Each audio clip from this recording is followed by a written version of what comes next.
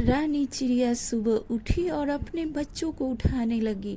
उसने कहा, सोनू मोनू उठ जाओ, सुबह हो गया, अभी तक तुम दोनों सो रहे हो। देखो कितना सवेरा हो गया है। लेकिन सोनू मोनू आँख नहीं खोल रहा था। तो रानी चिड़िया ने कहा, लगता है मुझे तुम दोनों के कान के आगे ढोल बजाना पड़ेगा। ढोल क्या होता है माँ? सोनी चिड़िया पूछने लगा। उसकी माँ रानी ने कहा, ढोल तुम्हारे गाल जैसे होता है। एक थप्पड़ लगाऊंगी तो तुम्हारा गाल भी ढोल की तरह बज उठेगा। यह सुनकर वह दोनों आँख खोल दिया। तभी ऊपर से कुछ गिरा तो मोनू ने कहा, माँ क्या तुमने भैया के गाल पे ढोल बजाया है? नहीं नहीं, अभी मैं वो आवाज़ बंदर के माथे से तारबूज गिरने की हुई थी और वह दो टुकड़ा हो गया था। बंदर कहने लगा, बेड़ा गर्क हो इसका, ये तो दो टुकड़े में हो गया। अब तो सारा जंगल मिल के मेरा तारबूज खा लेगा। ये तारबूज बंदर मामा, मैं खाऊंगा तारबूज। अरे नहीं नहीं, मैं ये अपने लिए लाया था, तू कैसे खाएगा? ये दो टुकड़े में हो गया, अब कैसे ले जाऊं? इतने में सोनू मोनू और जंगल के सभी पक्षी उतर कर आया और बंदर मामा का तारबूज खाने लगा।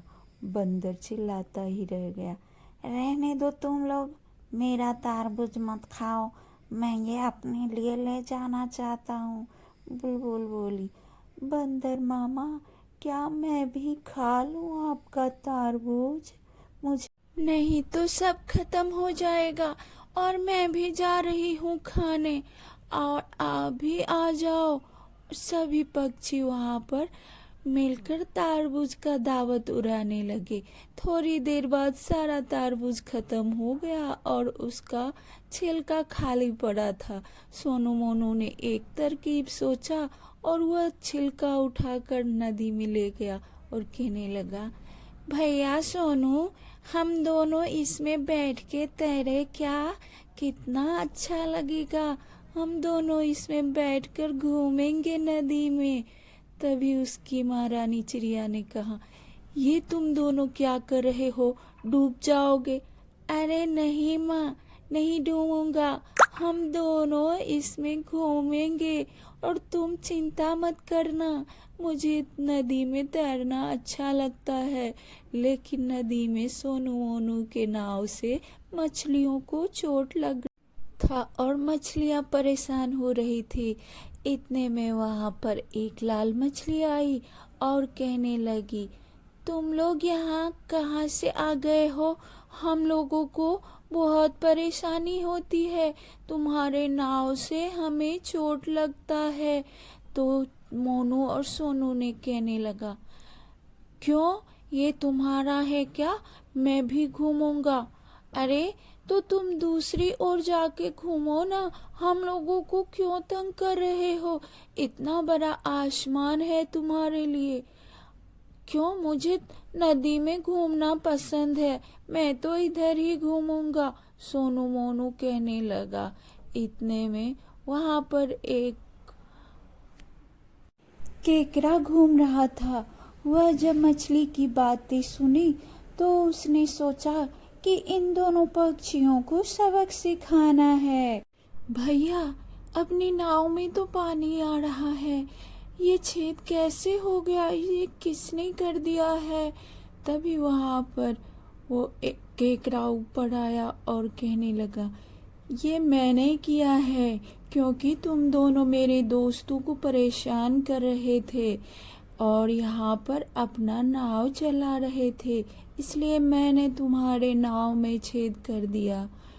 तभी ऊपर से एक बगुला आया और उस लाल मछली को अपने पाँव के चंगुल में फंसा लिया और लेकर उड़ गया।